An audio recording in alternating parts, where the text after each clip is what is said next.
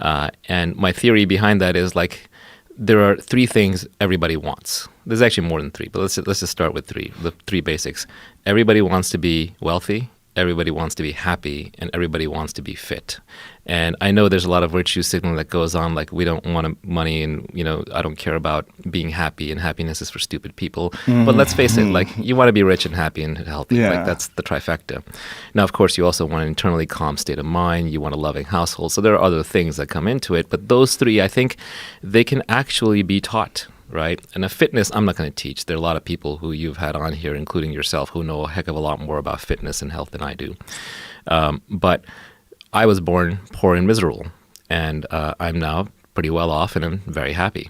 And I worked at those, and so I've learned a few things. There are some principles, and so I try to lay them out, but in a timeless manner where you can kind of figure it out yourself. Because at the end of the day, I can't really teach anything. I can only inspire you and maybe give you a few hooks so you can remember things when they happen, or put a name to them.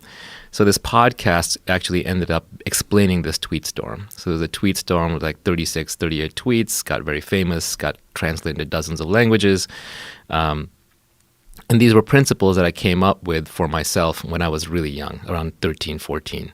And I've been carrying them in my head for 30 years. And I've been sort of living them.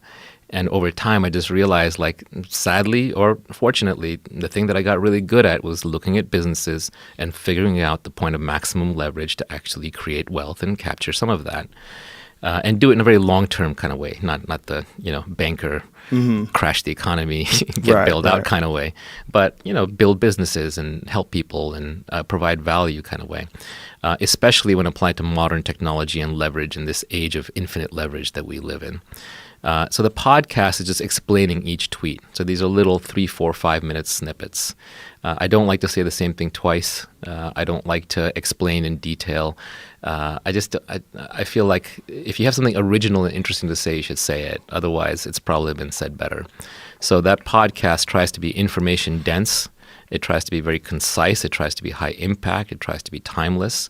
And it has all the information. I think you need the principles that if you absorb these and you work hard over 10 years, you'll get what you want.